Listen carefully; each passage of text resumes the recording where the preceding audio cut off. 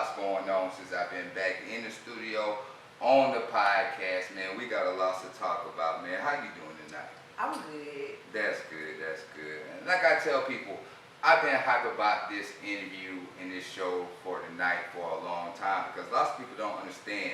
You are a hairstylist, a motivation speaker, a business owner, a mother.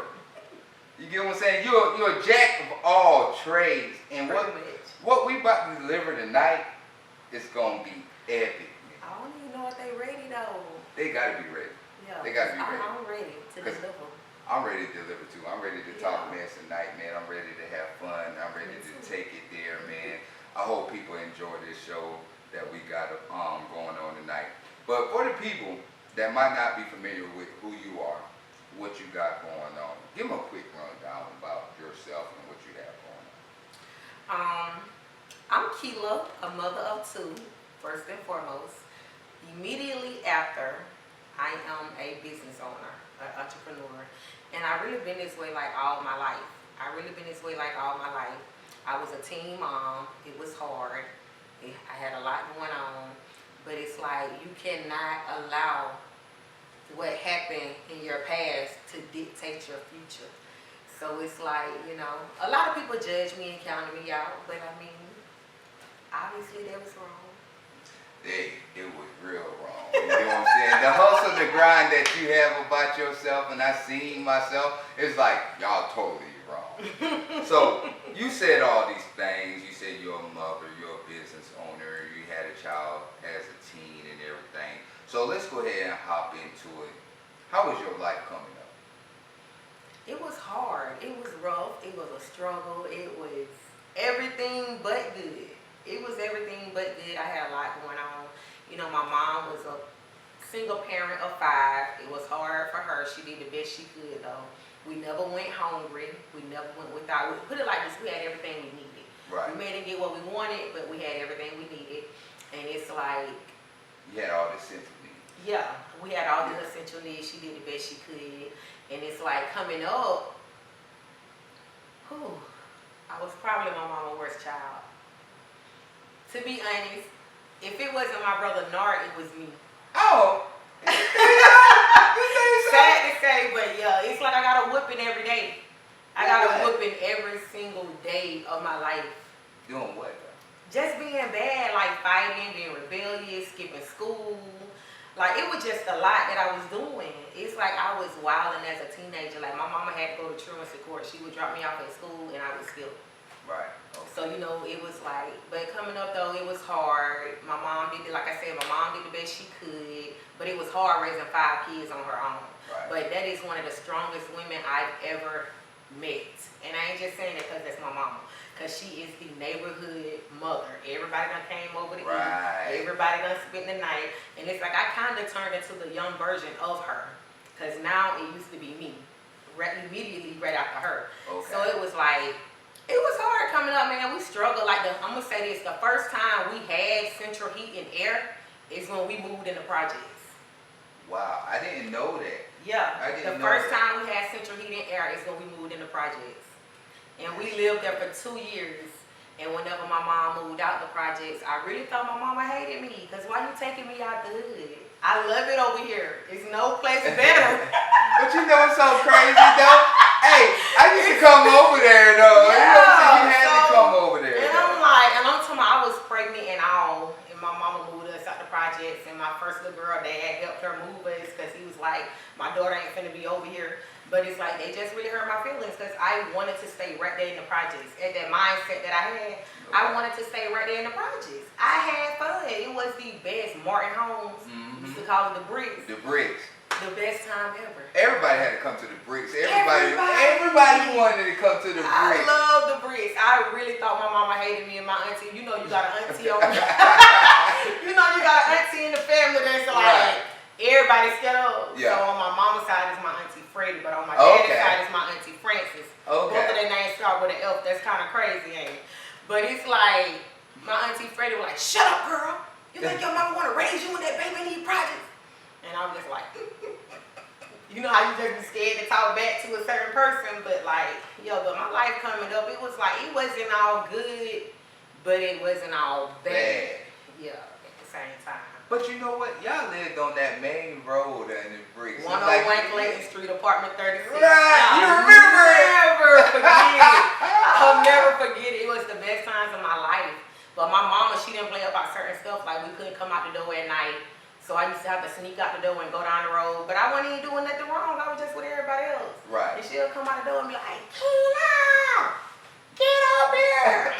Oh God, there she go. But it's like, I really had a ball back then, but it was like, we still a week now. Both of my grandmothers, on my mom and my dad's side, like they really looked out for us. Gotcha. They really looked out for us. I love my grandmothers like no other, so. Gotcha. Thank God we had a strong support system, but it was still hard coming up. And that's what made me like, when I get older and have kids, I used to say it all the time. When I get older and have kids, my kids will not go through the struggle that I went through coming up. And I made sure of that. But let me ask you a question, because my mother come from a big family. You know, they went through the struggle. But being around your siblings, Nar, Patrick, Quita, Dante, who else I'm missing?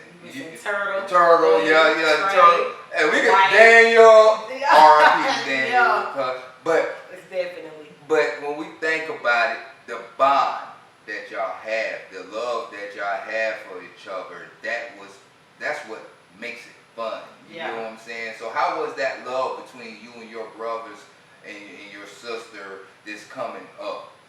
It was amazing. Like my dad got like 9 kids.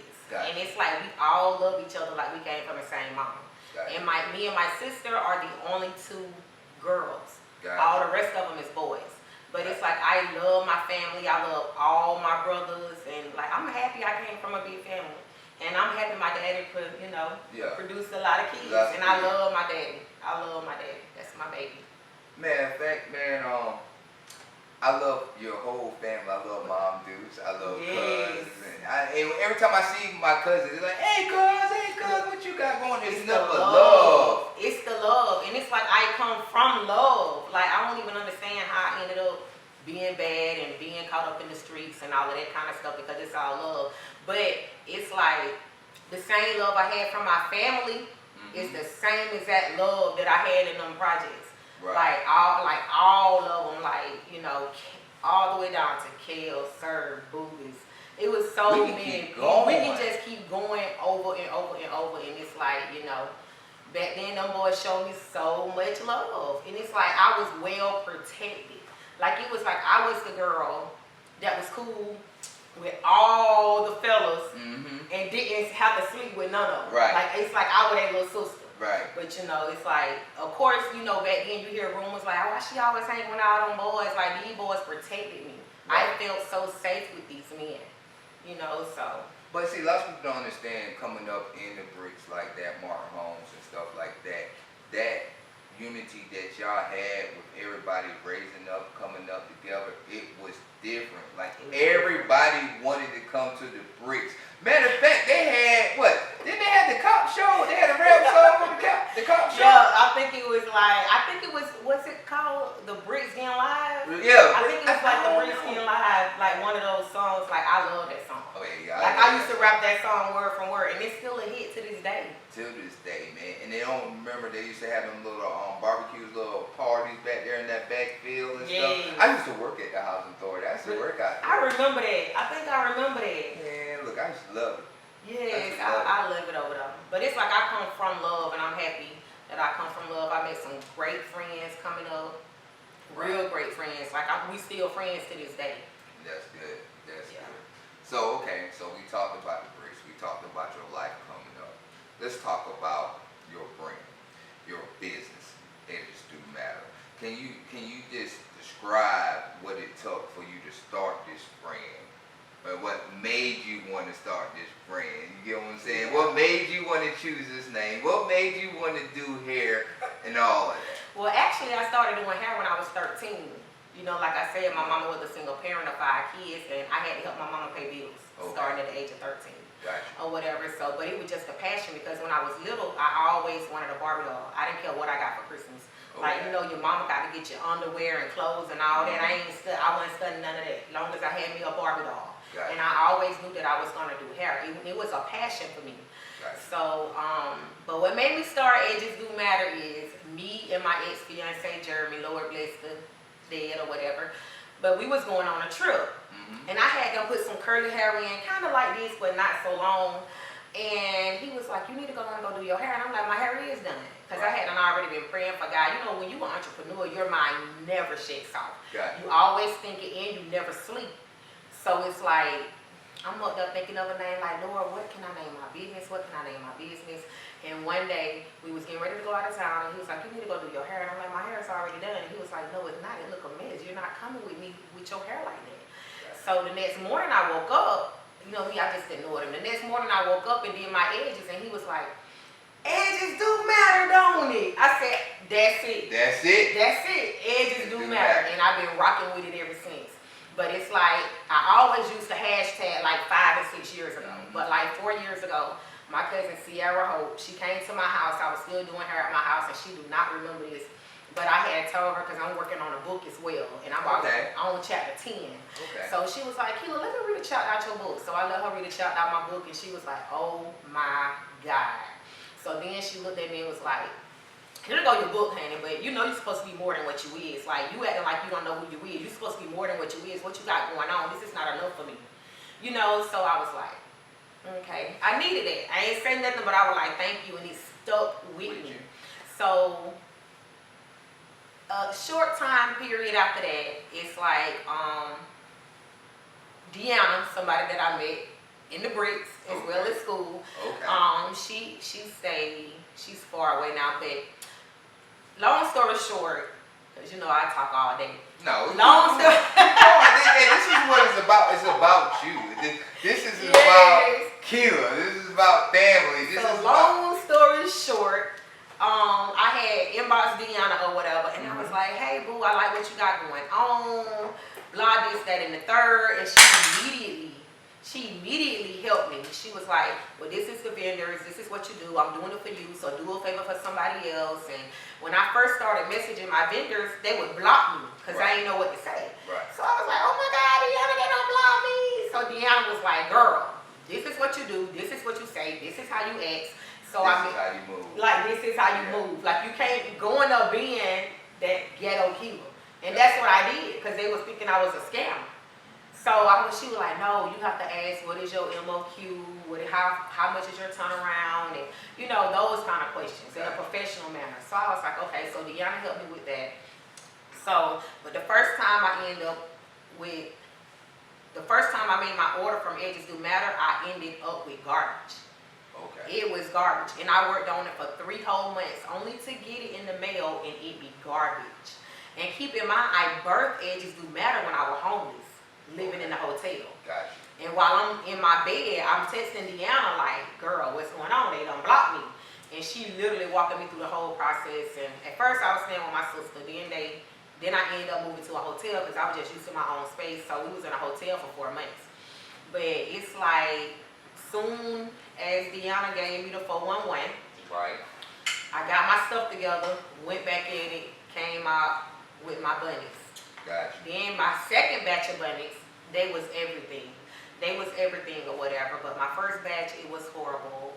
Also, Now I got a question for you. I didn't mean to cut you off. So, with that first batch, you saying being horrible, how did you deal with that? You get what I'm saying? Mentally. it was hard. Because you got to understand, I'm living with my sister. Because I just got out my house. I'm living with my sister. So when my sister and her husband get up and go to work at like 4 and 5 o'clock in the morning. Right. So I'm literally sitting at the kitchen table and they coming out their room like, "You ain't been to sleep." And I'm like, "No, I ain't been to sleep."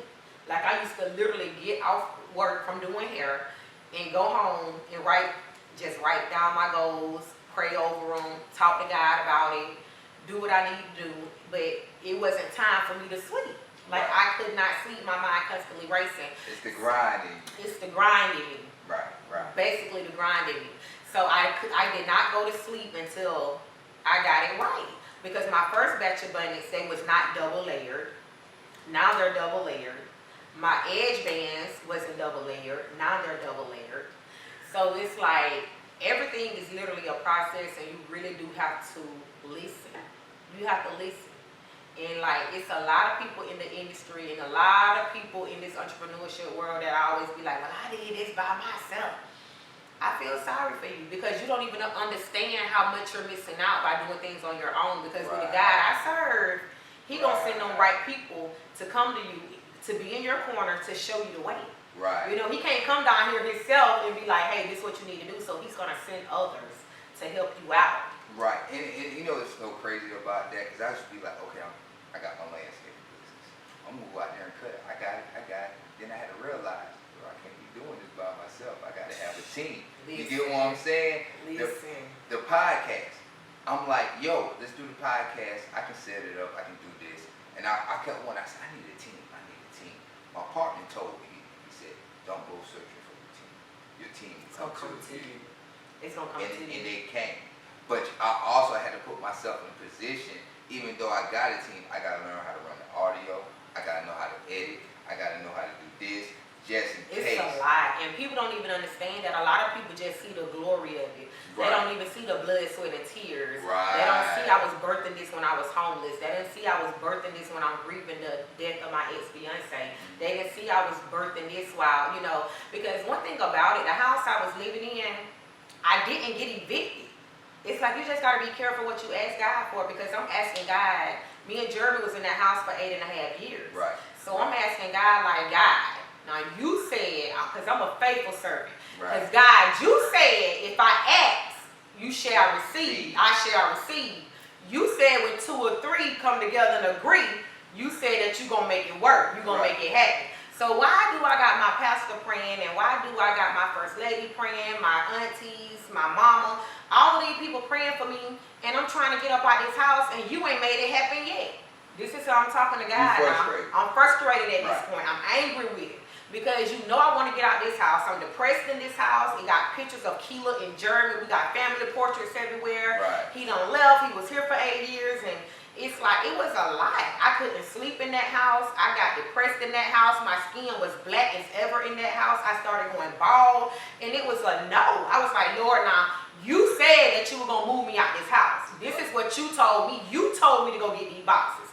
This is how I'm talking to God now. You told me to go get these boxes. I don't know. You told me to throw my baby bed away. Because my daughter came home one day and was like, Mama, why my bed outside the road? And I said, I don't know. God told me to do it. And she'll tell you that. I was like, I don't know. God told me to do it. So I moved it. He said He's finna move me. So I'm still praying, God, move me out this house. But see, you guys to be careful what you pray for.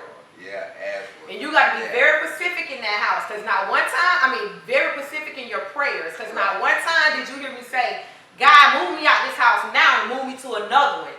The same amount of space, the same amount of bedrooms, with the garage, with the big front and backyard. You know, so it's like, He moved me, but I ain't have nowhere to go.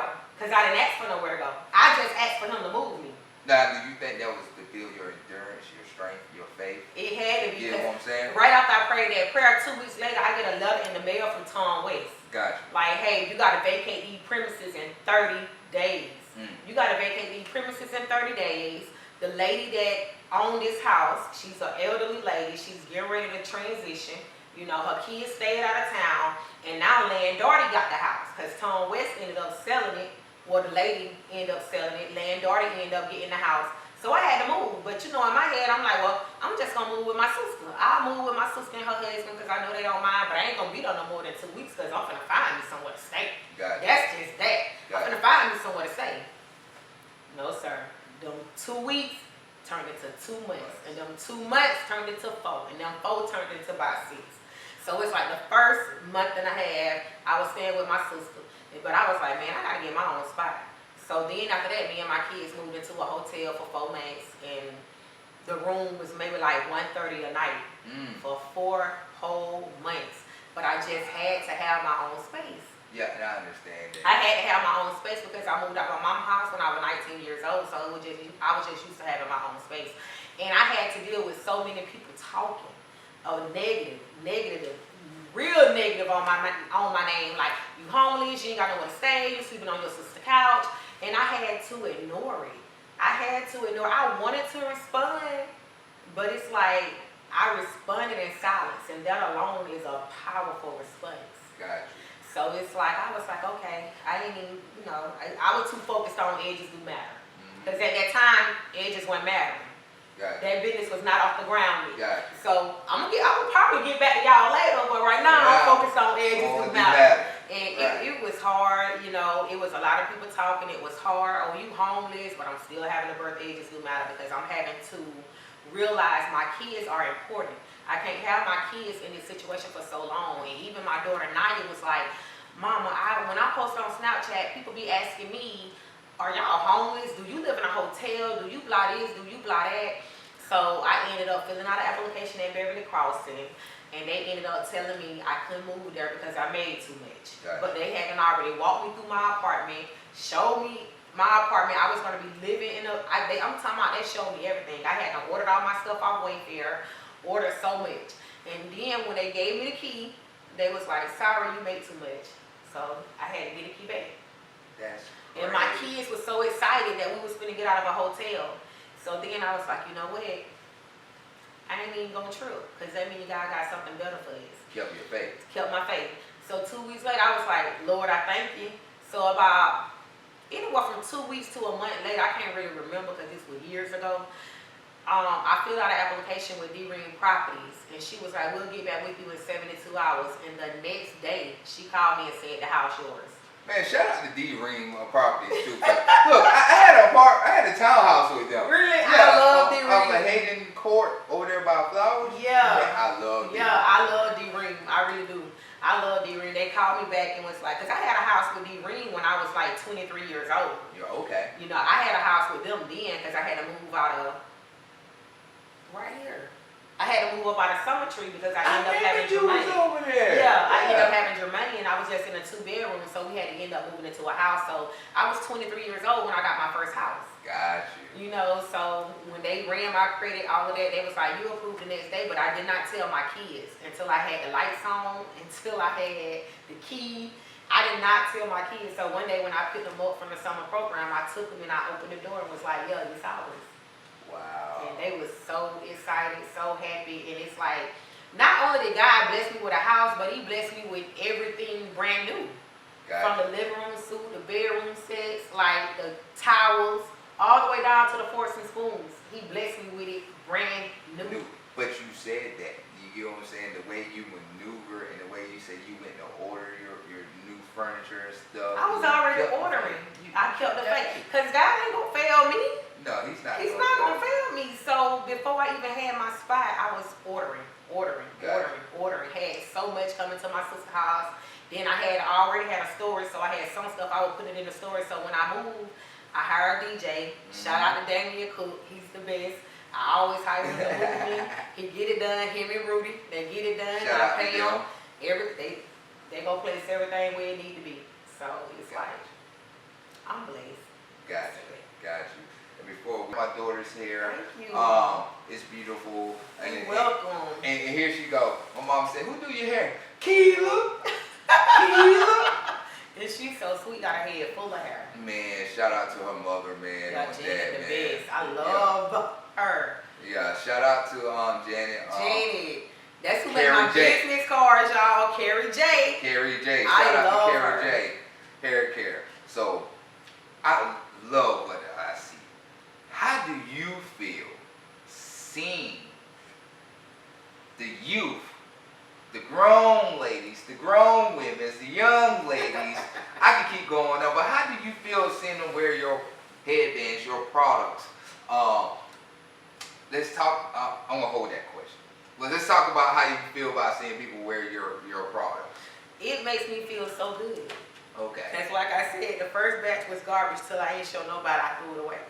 Wow. So when I finally got it right, everything is double layer bunnies, double layer edge bands, double layer extra large bunnies. Gotcha. And it makes me feel so good because I'm like, me personally, when it comes to business, I like to take my time. Gotcha. I like to listen to God, and I like for him to guide me. Gotcha. I like for him to guide me, and I like everything to look a certain way. I like everything to look a certain way. So it made me feel real good. It made me feel real good, but what I don't like, and it's my pet, What is it? And Bray noticed, shout out to Bray, my best friend. She noticed my pet peeve is seeing my buttocks and stuff out in public. You know what? I got a question for that. Why is that? Because you gotta understand. No, I mean not why you get mad about it. Like maybe I'm tripping. You get what I'm saying? Like why do? Can you explain it? Cause you're a woman, and I know you don't do it, but why do people wear their bonnets out like that? I hate it. I hate it. Like if I see you, I don't care if you're in your car and you're not getting out. Just don't have on my bunny if you decide to do that, because my bunnies are to be worn to bed, in the shower, you know, stuff like that, around the house if you're cleaning up, around the house if you're cooking. I understand you don't want no hair on your food, so you're going to put on your bunny and all that kind of stuff. I hate to see my bunnies outside because I think it's unladylike. Because think about it, if you get up and don't just pull off your bunny and you go out the door with your bunny on because you didn't have 2.5 seconds to pull off your bunny, I automatically assume you ain't brush your teeth, you ain't wash your face, you ain't wash your body, you ain't did nothing. Like me, I will literally go in the store with a hat on, with a puff out the back, and it's nappy. Gotcha. Before I wear a bunny out in public. And Gotcha. then it's like, your first impression is everything. You could literally miss your blessing by just going out the door in sleepwear. Gotcha. That is not professional. That is not ladylike. And I be seeing it a lot when kids go to school and all of that. I see it then. Gotcha. And I completely hate it. I just feel like bunnies should not be worn outside. You know what? Now you got me thinking about wearing my turban. No, that's different. Like for me, that's different. You know, they gonna have little dread caps and your turban and stuff like that. But like as a woman, I feel as a woman, you should most definitely not walk out the door with a bunny on. I don't even care if you leaving your house coming to a salon, or you leaving your house and you going to the hair store to get you some hair and then going to the salon. It's a no. It's a no. Now you have me looking at them different. It's a no. Because I never thought about, hey, you ain't never take that bonnet off. I never thought about, did you brush your teeth? Did you wash your face? If you got up and didn't take off your bunny, you ain't did none of that. None of that. You ain't did none of that. That's automatically what my mind goes. You ain't did none of that. Now you put me on. Like literally, my daughter wear her puff. Right. She wear her puff, a big puff, before she'll go out the door with her bunny on. She better not let me. My daughter finna be 21. And she better not ever be caught out the door with no bunny. But you know what? You're right, because you know when I had my daughter comes stage with me, her mother would be like, "Hey, she got her hair done. Put her bonnet on. Make sure she sleep with her bonnet on." The first thing in my head when we walk out the door, take that bonnet off. Just make sure everything. Daddy can't do no edges now. I could probably swoop, cause I can. You know, but I can't do no edges, but we taking it off, you looking nice, you dressed to impress, you know. So I get what you're saying on And it's not about me, you know, it's not about me judging nobody. I don't think it's judging. It's more so, you a lady. You know, you a lady, because I look back at a lot of stuff that I used to do, and it was ratchet, not ladylike, not cute. But it's growth. But it's growth. Yeah, it's definitely growth. Because at my big age, I ain't finna do none of the stuff I used to do. And I sure ain't finna argue with you.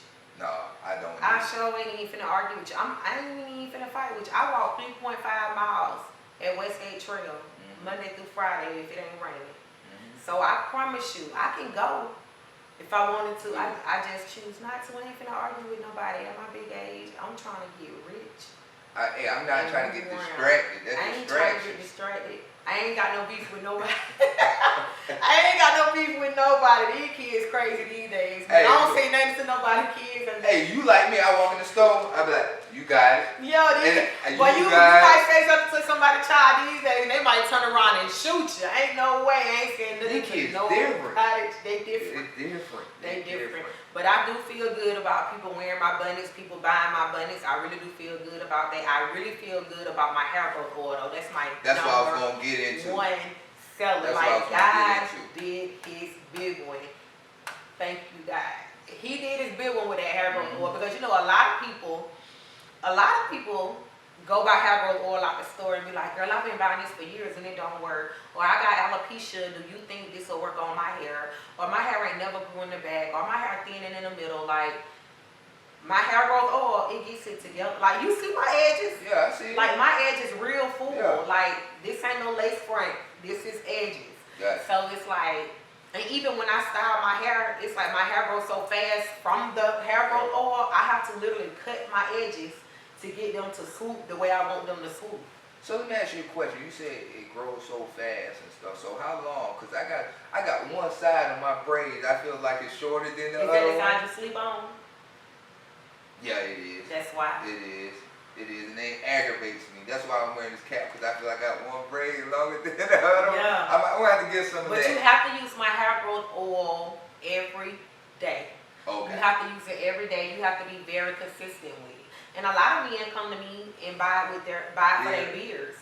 A lot of men buy for their beards. Like, a lot of ladies come to me and be like, girl, can I get another bottle because my husband done went through it? Or like, girl, can I get another bottle because my boyfriend done went through it? His dreads done, his twists or his braids done got longer and thicker. So it's like, it really, really works. And the results that I be showing, they are real life results. Okay, so the results that you be showing before we move on, tell them where they can go see those results at as far as. You can see the results on my Facebook page, which is Kelia Shanae, on my Instagram page, which is Edges Do Matter, on my TikTok, which is Kelia Shanae, also on my website, which is www.edgesdomatter.com.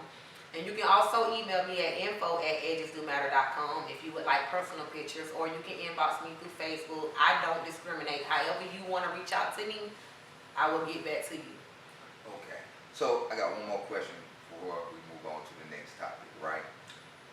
With you having your products, you seeing your products out there, how do you reach outside the state? Because you know we in Alabama, you get what I'm saying? So how is the connection outside of the state other than Alabama? The sales and stuff. I think, like, when I first started getting sales, like, overseas and stuff like that, I was posting them on Facebook left and right, like, Gotcha. wow, how is people finding me this far away? Gotcha. Then one day, a lady reached out to me, and she is from the Davidson Company. And she was like, hey, Miss Edges Do Matter, can you get back with me? This is my email, this, that, and the third. And I was like, okay. And she was like, we would like your products in the stores. She was like, we would like your products in the stores. She said, we have over 300 and something people that would look at my product, and they guarantee that my product would be in at least 15 different stores. Gotcha. So when she reached out to me, no, she said anywhere from 15 to 46 different stores. So when she reached out to me, I asked her how she heard about me, and she was like, your website. She was like, when we typed in hair growth oil, yours popped up. And I was like, really? Oh my God. So it's like, I'm just thankful. Like, I really did not see all of this because, like I said, at first I started off with just the bunnies. Then with bunnies and edge bands. Then I started off with the bigger bunnies. Then I graduated to edge control. Gotcha. Graduated to my hair growth oil. And then I said, you know what, I'm just going to do wig kits. Because the wig kit, I went in the store and I put everything on the counter, and it added up to be like $237 for the girls that need to keep up their wigs. Gotcha. Everything they needed to keep up their wig the proper way, it added up to be like $237. So I was like, you know what, I'll just sell my wig kit for $150. Gotcha. And a lot of people been like buying the wig kits, and it comes with the lace tint, the lace front glue remover, the lace front glue, the lace front glue pen. It comes with the wax stick, the mousse. What else it come with? It comes with a lot of stuff. Everything you need for a wig, even the edge control, the edge brush, everything you need is in that wig kit. So it's like, sometimes I just sit there like, I can't even believe I came up with this. Like, and a lot of people be like, girl, oh my God. But I tell them, though, I'm working for God. God is the CEO of my business, and I'm his worker. Gotcha. You know, so Gotcha. I don't leave God out of nothing. I try to attend church every Wednesday, every Sunday. I got my Bible scriptures that I read daily. I'm not perfect, but when I say God is a big part of my life, He's a big part of my life. Well, ain't nobody perfect, but as long as we keep Him first. Yeah, you gotta keep Him We gotta first. keep Him first. We gotta keep Him Yeah, first. you gotta keep God first. There's nothing you can do without God. And I'm appreciative that God put my pastor and first lady in my life, Pastor Gotcha. Jill and Sister Neil, because before them I was lost. But, I was lost, but I'm thankful that I can call them and be myself. You know, I'm gonna be Right. myself regardless. right. I don't call my pastor before and be like, hey pastor, I need you to pray for me, because I'm finna go in this girl house and drag her out. And my pastor will be like, nah, Keela, we ain't gonna do that, nah. But it's like I literally got that type of pastor that do not judge me. He don't judge me, he pray for me instead of judging me. And I got the kind of pastor and first lady that be like, I ain't see you in church today. What you had going on? Gotcha. You know, they gonna call, they gonna check on me. If I Gotcha. call them at 2 o'clock in the morning and say, hey, my folks done been shot, can you come down here and pray? They get up out their bed at 2 in the morning, And they they come come. down here and pray. Like, I'd rather be at my church because it's a lot of churches that you gotta go through this person to get to your pastor. You gotta go through this person and they'll tell your pastor to call you and you gotta make an appointment. But see, I never had to deal with that. I can pull up. Yeah. I can pull up. That's what I want. Yeah, once you can pull up, or I can call, or hey man, I ain't seen you in a while. What's going on? Or I see you at the game. Hey, matter of fact, Myron, come have dinner at the house. Right. Pull up and have dinner and have my plate ready when I get there. Actually, last week, my first lady called me and was like, "Hey, me, you and Pastor need to go eat." And I was like, "Okay, let me know when y'all ready." Right. You know, because I don't ever be scared to go around them. And when I walked in that church, that man told me everything about my entire life. Broke it down. He never seen me before. Broke it down. Never seen me before, but told me everything about my life. And of course, you know me, I'm a crybaby. All I can do is just cry. Snot rolling everywhere. I was like, oh my God. Because like soon his first sentence was, baby, you done been hurt your whole entire life. I just broke down. Wow. Literally. I just broke down. Wow. Yeah. So, with keeping God first and keeping the pastor and the first lady near, and I know that's part of growth and it made you strong in faith, in your faith. But I got a question for you. With you having that now, I know you being a parent, you say you was a teen mom and stuff like that, right? And a lot of situations unfolded with you being that teen mom, which we gonna step off into that.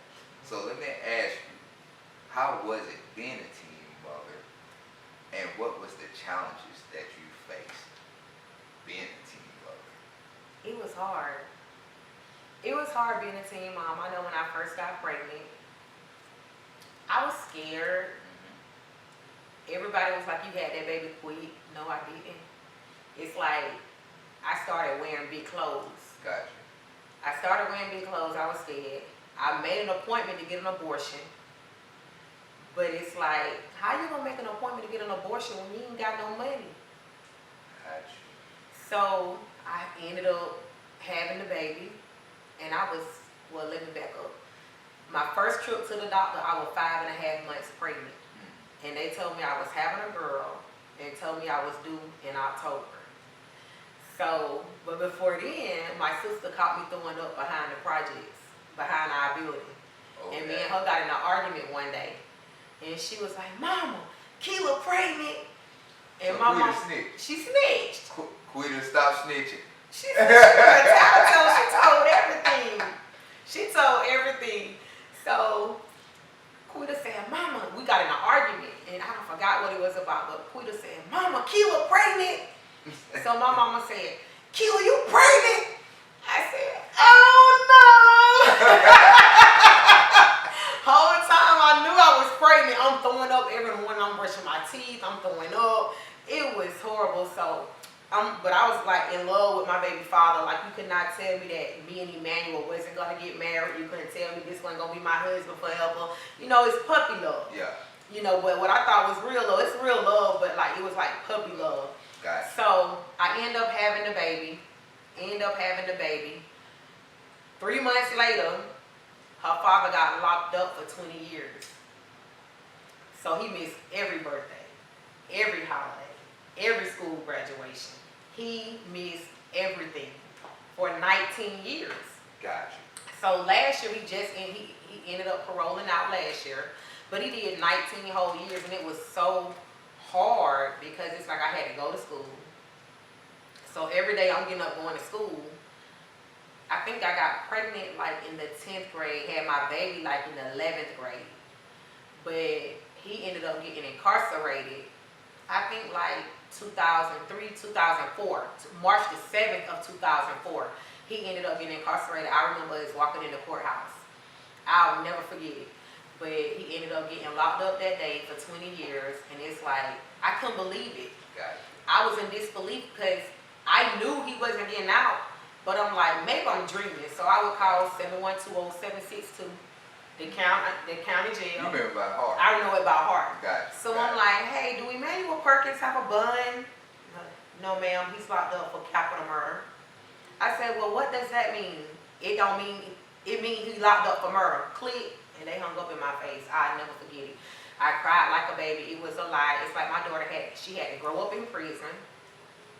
My daughter had to grow up in prison or whatever because I made sure that she knew her dad. She was going to know her dad. Gotcha. I made sure, and then he ended up meeting somebody or whatever. He ended up getting with her. Nice lady. She ended up coming to get my daughter every other weekend. She went to go visit him. And in my head, at first I hated the lady. Because, gotcha. I called him cheating or whatever. Gotcha. But it's more so like, even at the age of 18, I already put my child first. I wasn't but 18 years old, and this lady loved my daughter. She took care of my daughter. She came and got my daughter every other weekend so I can have a break. So even though I was mad at her at first, 3 months later, I was over it. Gotcha. I was over it. She loved my daughter. And shout out to her stepmom back then because she loved my daughter. Like, she really did care for my daughter. And she took a load off of me because being a teen mom, it was hard.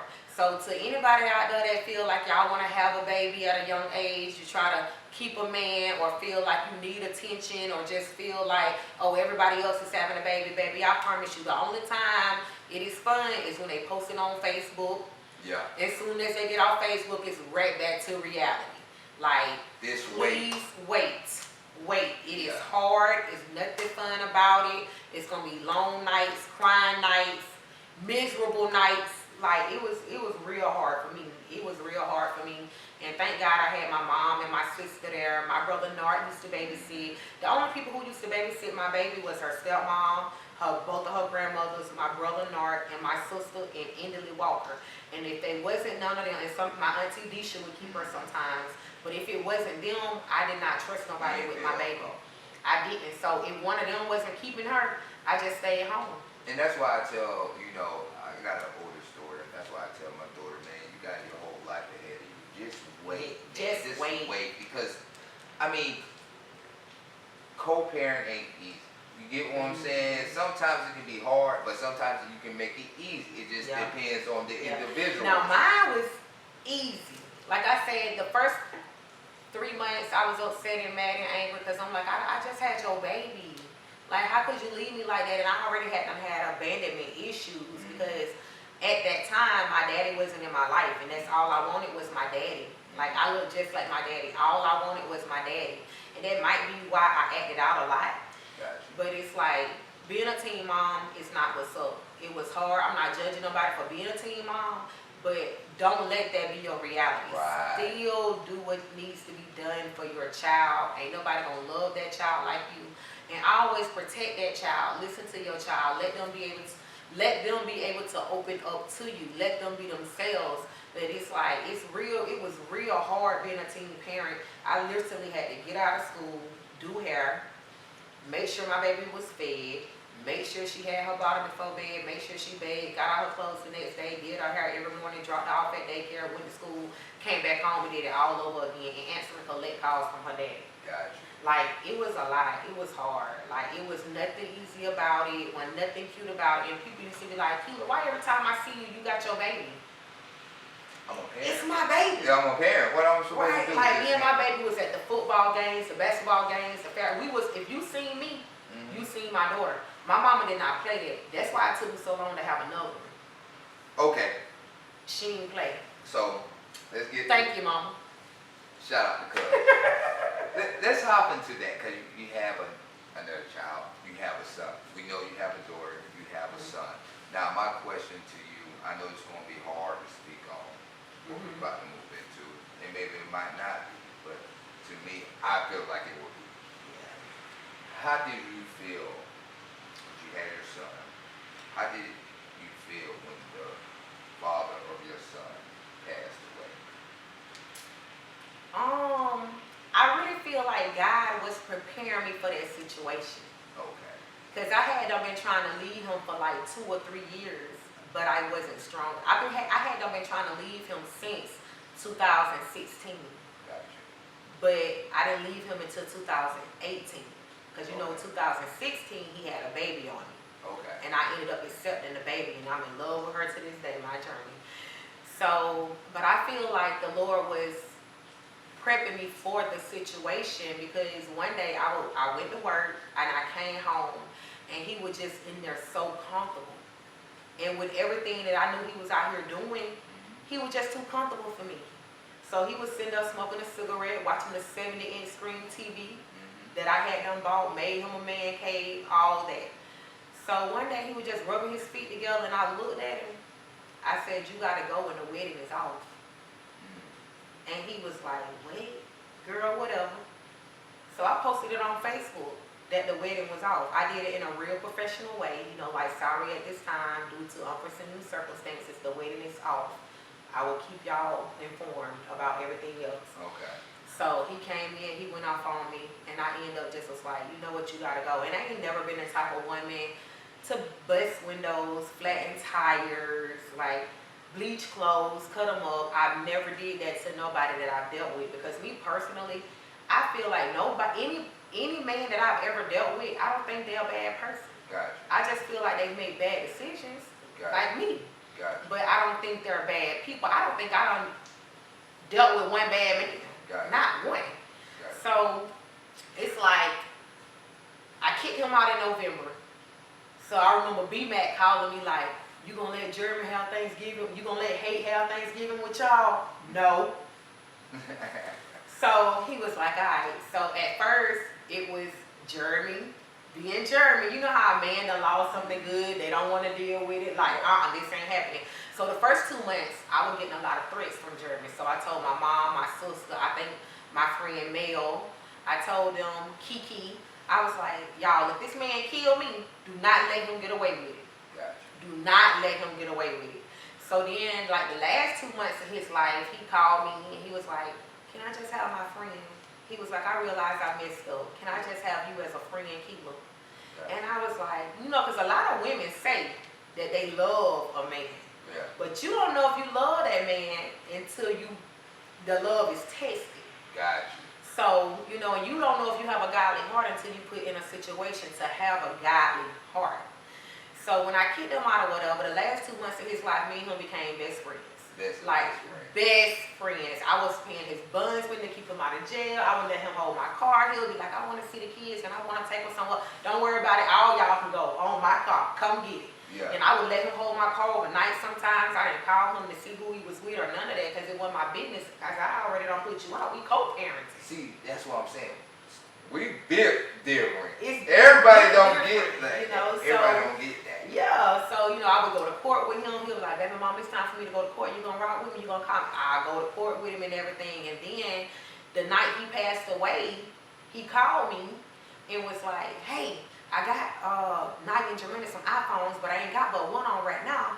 But tomorrow I'm gonna get the next one. Do you think I should come over there and bring them the phone now, or just wait till I got both of them?" Because I said, "No, wait. Because if you bring one of them a new iPhone and not the other, they going in. They going in." So I was like, "Just wait." And he was like, "Why you being so short with me?" I said, "I'm just tired." I said, it was like maybe like 7 or 8 o'clock that night. I was like, "I'm just tired." And I said, I'm always overbooking myself. And I was like, "I got like 3 more heads to go." I was like, "My bad, baby dad. I'm going to call you back when I'm done though." Soon as I hung up that phone with Jeremy, something came over me and I just was not feeling good. So I had called all 3 of them heads and was like, "Hey, I'm going to have to do y'all hair tomorrow. I'm not feeling good."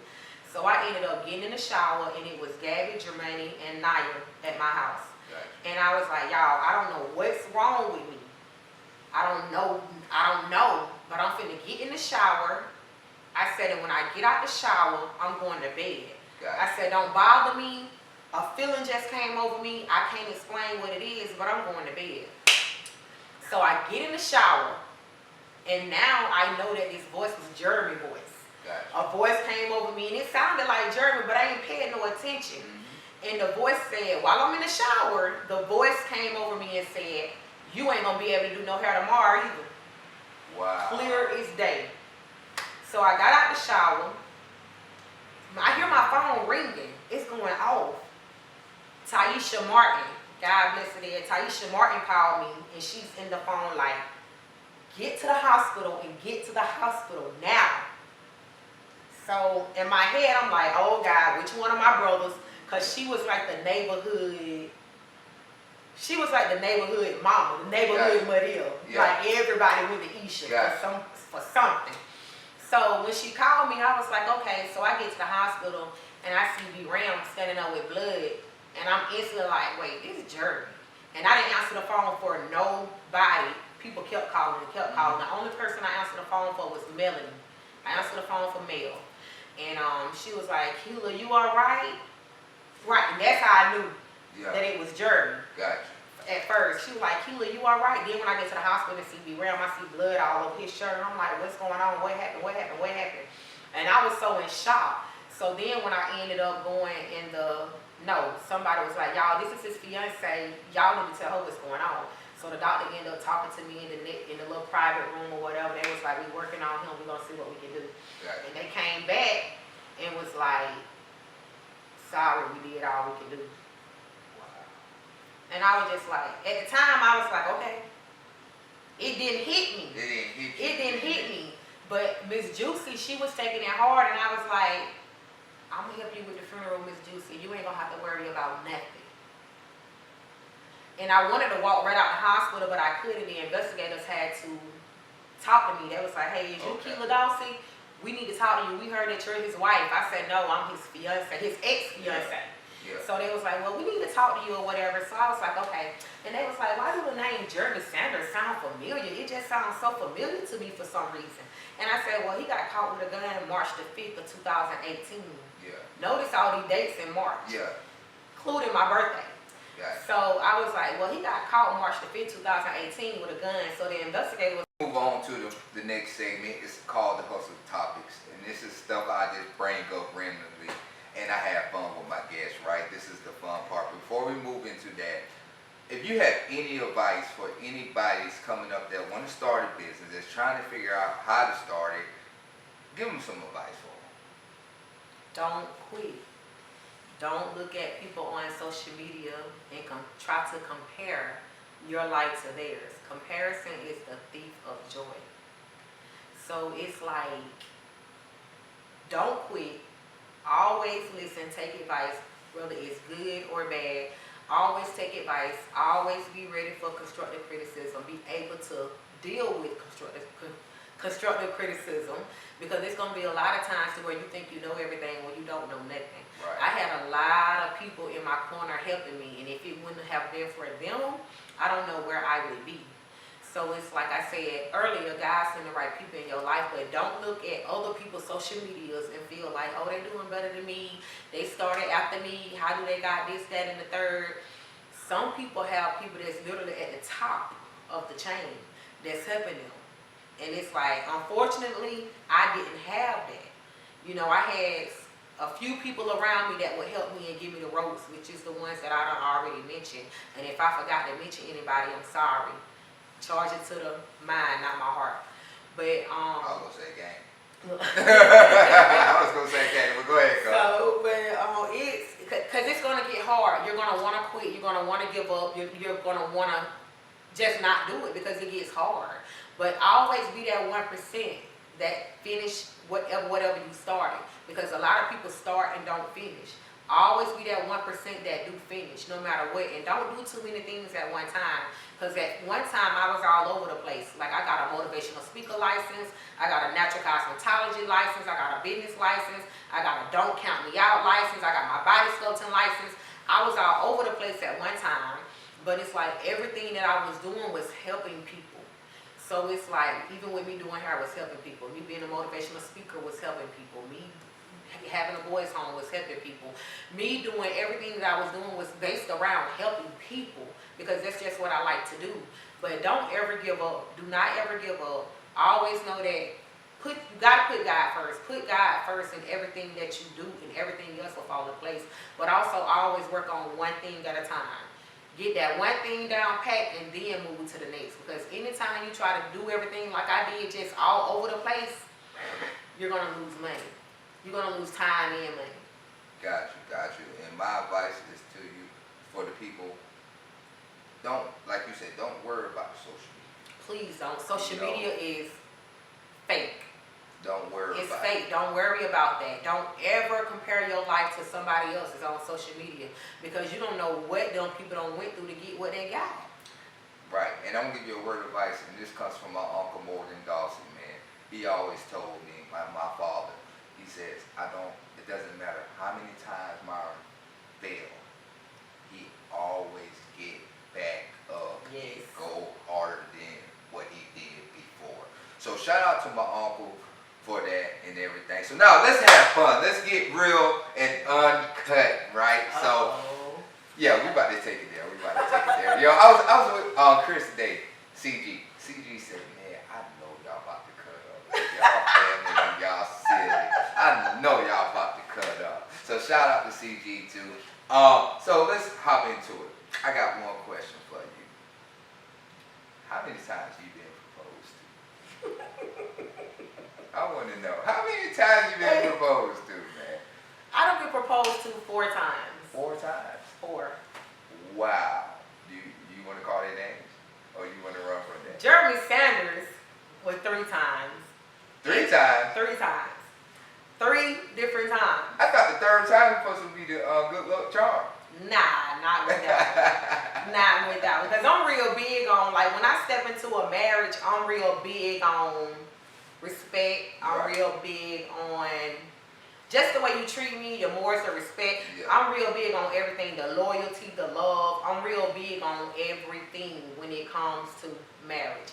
So I just never wanted to play with it. Okay. I never wanted to play with it.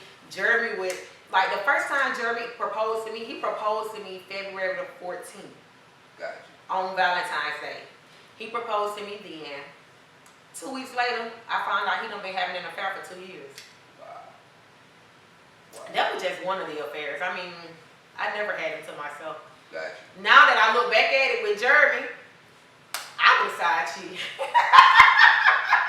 Okay, look, see, we about to get into that. You was a side chick? With Jeremy too, because it's like, even though me and this man stayed together and all that kind of stuff, man, like, Jeremy didn't play. He didn't play. He didn't play the radio, but I was young. Like, I was with him in my teens, all of my 20s, and some of my 30s. Gotcha. So it's like, he didn't play, but I wasn't strong enough to lead back then. Gotcha. I just wasn't. I went through so much, I wasn't strong enough to lead. And like, people gonna talk anyway. Like, when I stayed in the house, it was, oh, she's so stupid. She thinks she over there in that glass house, and all he do is cheat on her and making babies and blah, this, that, and the third. I don't even know why she'll just stay with him. Then when I got outside the house and started cheating back, it was like, oh, she a hoe. She this, she that, and the third. So my advice to anybody, man, just do what y'all want to do and live your life. Cause me, I'm gonna do it best. Me. And you got the date. You got the date. Cause you do got a date. You got a date. And I say this, you know, have fun. Date other people.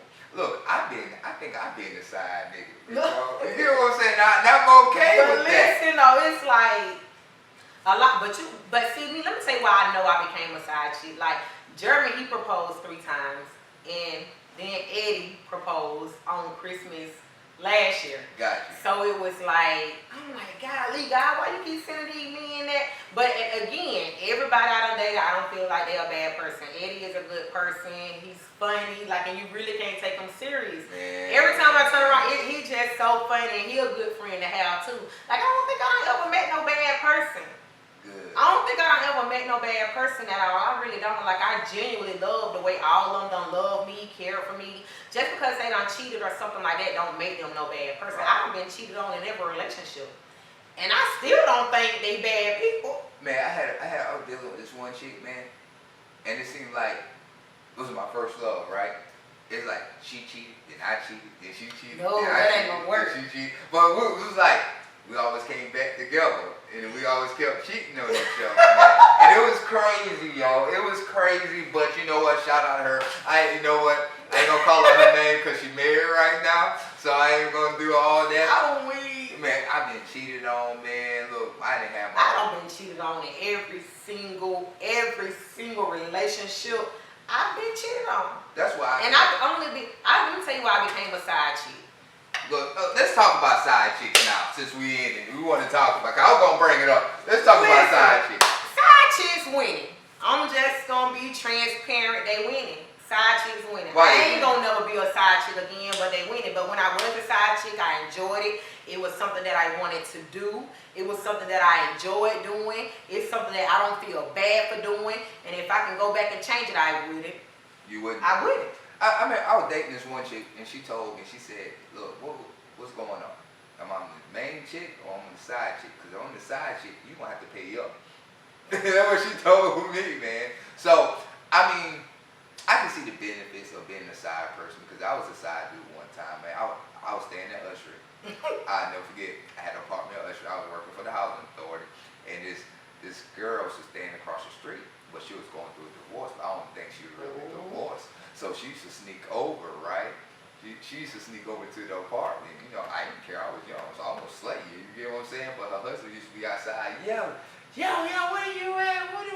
The whole time, she across the street. You get what I'm saying? Baby, I was wrong. Okay. No, I wasn't wrong. I said you wrong. Oh, I'm wrong. I ain't saying you was wrong. Hey, back in my heyday, you couldn't play with me. But let me tell you what happened when you put your mouth on certain things and certain people, or just people, period. Because I used to be the one, you know, I can't believe she a side chick. Like, what she get out of being a side chick? Like, she must got low self-esteem. She must don't love herself, because ain't no way in the world you cannot love yourself and be a side chick. Right. But let me tell you, that's not true. I ain't never had low self-esteem. I've never had low self-esteem. Anytime somebody cheated on me, I was never that girl that was like, oh my God, what is wrong with me? I was never that girl. Got you. Because I always knew I was her. Got you. So it's more so like, I feel like I became a side chick simply because I put my mouth on other people that was side chicks and I judged them. Got you. So because I judged them, God put me in that situation like, you want to talk about them? Let's see what you finna do with this situation. And I became a side chick and I loved it. So, let's talk about the benefits, right, of being a side person. You get taken care of. Get taken care of, then you get to send them home.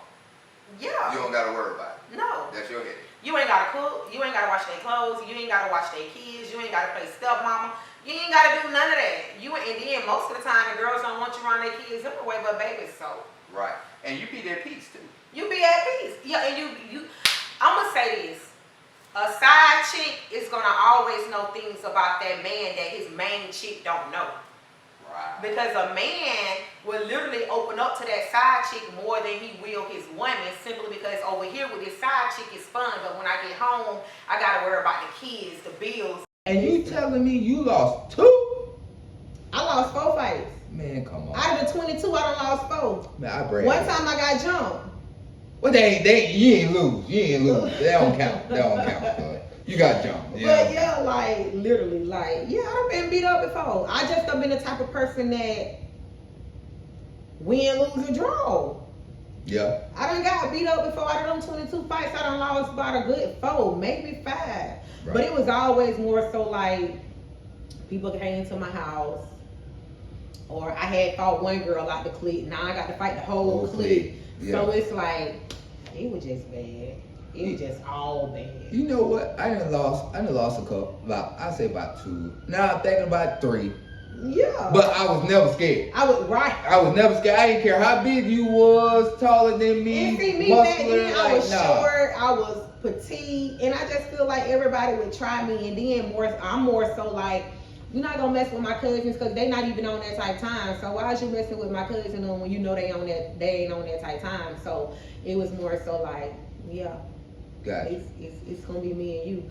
But see, one time I got in a fight. My mama just was like, I'm tired of it. That's it. You get a probation officer. I got a probation officer. And when I went in there, the probation officer was like, you cute and all, but you come back down here, bring your toothbrush because you ain't leaving with your mama the next time you come back. Wow. And I was like, oh my God. Then the very next day, this girl pumped me out in the bathroom. She pumped me out because I was scared to get locked up. Like, I ain't want to be locked up. I ain't but 13. So she came in the bathroom and was like, hit me. You want to hit my friend? Hit me. Well, calling me all out my name. I looked at him. I said, meet me in the bricks. And she came to the bricks and man, so it always used to go down in the bricks. But that one fight in the bricks had the whole Dothan High. Had the whole Dothan High missing. Did y'all miss football or basketball practice? No, we missed football practice. Y'all missed the football. police couldn't even get to the fight. The police couldn't even get to the fight. And then I remember it was a funeral riding by that little street. And y'all were throwing down. I remember. Throwing down and the police didn't even notice. And then when they stopped, they still couldn't get through. That was a real homegoing But service. let me tell you how that fight started. That was a real homegoing service. But it was crazy because I got mistaken for somebody else. Oh, you did? I did. They thought I was somebody else. And a girl came walking through and she was like, yeah, I'm talking to her. Jessica.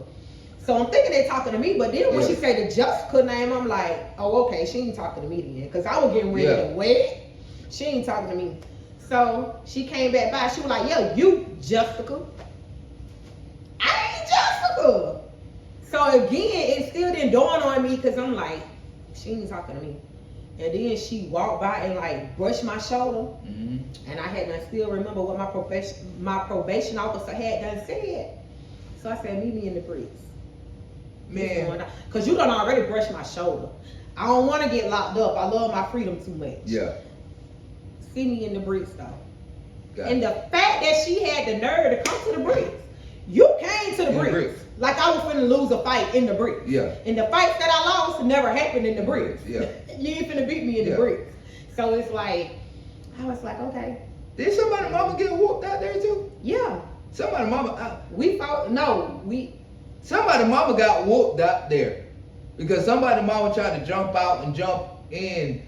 I forgot what really happened. I just know we was on go. We fought mamas, cousins, aunties. We fought everything. And we was in high school. Like I think I was like in the 9th or 10th grade. Yeah, you was young. I was younger than everybody out there. You was young. I was the youngest one. So it was like people would always try me. I don't know why people would always try me, but it's like you should have been a boxer.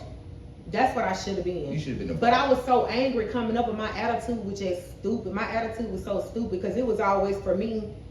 Why you do me like that? I wouldn't do you like that. Gotcha. So it's like I'm real nice, but when you piss me off, I'm real mean, and I ain't got no in between. And I think that's my biggest flaw. It's either I'm hot or I'm cold. I'm never warm. Gotcha. And that's like my biggest flaw, and I can admit that. Gotcha. Because I calm down and be like, nah, I shouldn't have even did that. That right there wasn't even that deep. Like, yeah, gotcha. Like the guy that I be talking to, I can't stand it because it ain't even that deep. Right. And I like, but I ain't did. Yeah. That's what set me off. When you say you ain't did nothing and you done did. So. That's me. That's me. What you talking about? What you talking about, man? Tripping, man. Like, yes, you did though. That's crazy. But it's like, them days over with. And I'm so thankful that my kids ain't never been in no fight. You know what? Shout out to my kids too. You know what I'm saying? Shout out to my kids too, because growing up, and I think about it, like my daughters and my sons and them, they would not fight. You know what I'm saying? No. They'll fight each other now. Oh, but they won't fight others. Yeah, because they'll try to do right and stuff like that. That's a good thing though. Like, cause back in the day, baby, they used to call me Germany. I'm sorry, Bray. I'm sorry, sis. I love you from the left side of my chest. But they used to call me and Bray Holyfield and Tyson. We was not going. Man, stop playing. It was you, Bray.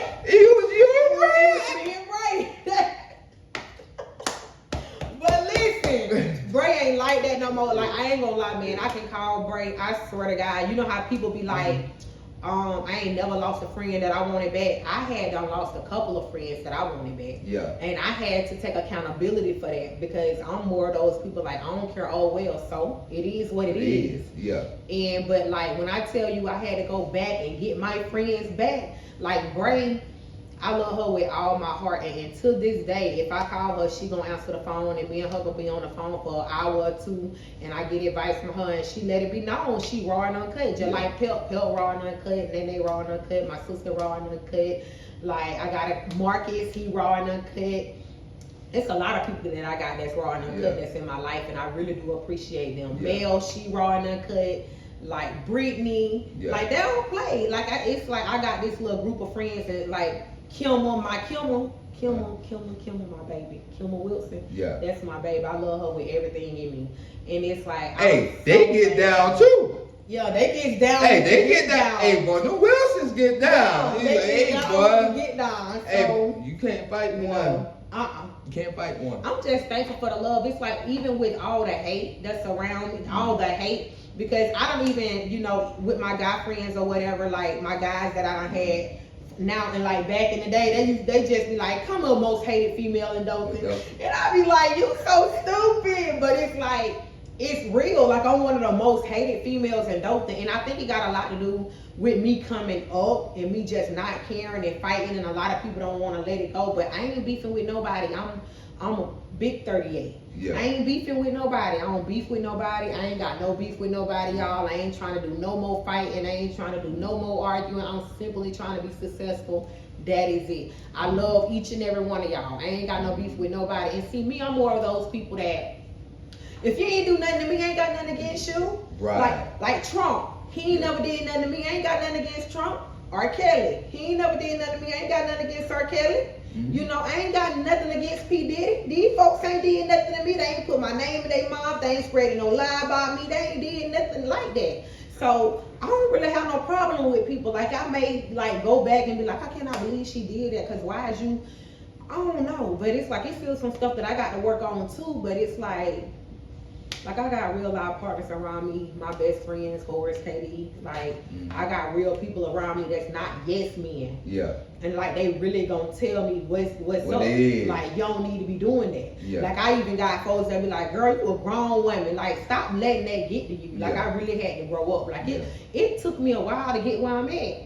But I'm happy I'm here. I'm happy I'm here. And that makes you not want to leave that place because you embracing it. Like I embrace all the love to like all the hatred and negativity. I ain't even got time for it. Because my people around me, like back in the day when I used to go live, Kim used to call my phone all the time. Chef Kim. She would call my phone all the time and it interrupt my live until I got off live. She would continue to call my phone until I got off live. That's real. That's a real one. That's a real. So it's like me and Kim done always been like that. It's like I really do have good people in my corner. My goddaughter Gabby, she misunderstood like crazy, but I love her because she got a real good heart and I see myself in her. Gotcha. So I don't judge her and I see myself in her and like I'm so proud of her because she's in school. Gotcha. She you know, she's in college. You working a full-time job, you raising your son, like really people about Gabby in Atlanta? No, Tamira Gabrielle. No. Yeah, Tamira Gabrielle. Like that's my baby for sure. I'm proud of Naya. And like my biggest flex is my daughters. Like I'm proud of my daughter's journey. I love her. Like my daughter Naya, she's 20. She got a full-time job, do hair, on her grind. I love that for her. Gotcha. And it's like she seen me doing it, now she's doing it. Gotcha. I'm thankful she ain't got no kids. I'm thankful she ain't been in no fights. I'm thankful she ain't been in jail. You know, everything, like she's my biggest flex. Gotcha. She's the total opposite of me and I made sure of that. So it's like that's a proud parent moment. That's a proud parent moment. And when people ask me to describe myself in 2 words, I tell them straight up. Even I tell my pastor them a spiritual gangster. I agree with you. It's whichever one you want. I always say I was a warrior. Yeah. I'm a warrior. So, I'm real big on it. I'm thankful. I'm blessed. I'm happy for everybody that's in my life. Everybody play a different part of my life. Like, I really am. And I deal with a lot of married women. Like I got a lot of married women in my circle. Quita's married, Nene married, Bray married, like Kim, you know, so it's like, I deal with a lot of married women in my circle, and they keep me grounded as well. That's good. They really do. My first lady, she's married. My cousin Keisha finna get married. Like, it's a lot of married women around me. Got you. So, I'm gonna get married too. And shout out to Quita that told me hell gonna freeze over when I get married. She told me that. I don't know if I ever get married. I proposed one time. You did? What happened? It didn't work. And she said no? No, she said yeah, but it was more me that it didn't work, because you know what I'm saying, I wasn't, how could I say it? You know how you grow up and you see how your family do things, your father and your mother do things, and like that's what my mind frame was at that moment. Not realizing it took a balance. You're different. You get what I'm saying? So lots of situations that happen, I messed that up. Yeah. And I'm a man enough to say I messed that up. Sometimes I don't know if I'm gonna get married. I don't know. Me too. I don't know, cause I just don't know. I don't know. Somebody gonna snatch us up. I don't know. Somebody gonna snatch us up. I don't know. I mean, I done had a couple of prophets told me who my husband was. Somebody told me I'm gonna marry somebody without kids. Really? Yeah. I swear to God, I had a prophet tell me who my husband was. Oh yeah? I did. And you know too, though. I don't know. I don't know. We ain't gonna say no names right now. A recent clip where he was expressing like he was hurt about it. You know, no disrespect to Kendrick Lamar. I think he's a great artist. I think he's making moves right now, you know, especially with his song Not Like Us and everything that's popping right now. So, you know, he's for the culture. But New Orleans, Lil Wayne, not to have Lil Wayne, and he telling you he wants to do it. Why? I seen a clip where Lil Wayne was like, out of all the people, you can even have somebody that's featuring me. You know how many features Lil Wayne got with other people? Right. To where they could have even did that if they didn't just want him.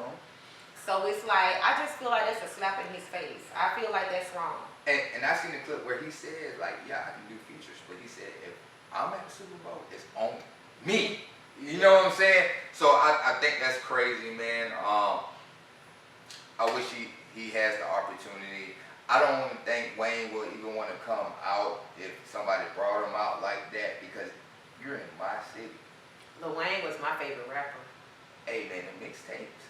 When you hear that lighter, right? You knew. All right, so we about to move on because we about to get up out of here.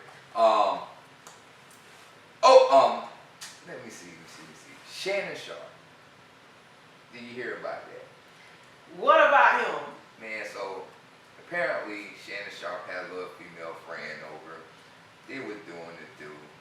He said he accidentally pressed the IG live, but he didn't know he accidentally pressed the IG live button. So it clicked in my head like, no, bro, you just cannot press the live button. You actually got to press the live button. So that means you had to go unlock your phone, Shannon Sharp. That means you had to go unlock your phone, go to Instagram, tap the Instagram live button, and then start recording. Yeah, because I know you got the lock on your phone. Yeah. You get what I'm saying? So, but my thing is, when I seen the clip, you hear it in there, you hear the bed and mattress squeaking, and you already was promoting these pills and stuff on your podcast. I was like, what a genius move, business move, because you sold out all your merch, you just promoted the pills, and you just went live with them hearing it. Then you on your nightcap saying, hey man, I gotta buy me a new mattress. I wore those springs out. I was knee deep in it. You knew what you was doing, bro. He knew exactly what he was doing. So do you think you feel like that? Yeah, he knew exactly what he was doing. It's no way you mistakenly put your password in on your phone, went to Instagram, went to the recording button, and then press play. It's no way you accidentally did all that. No, exactly. It's no way you accidentally did all that. You know exactly what you was doing. So how do the girl feel about it? Well, I don't know if she really spoke out about it yet, because I've been so busy with this highlights at the football game, preparing for us at work. So I really haven't heard anything about how she feel about it. But I'm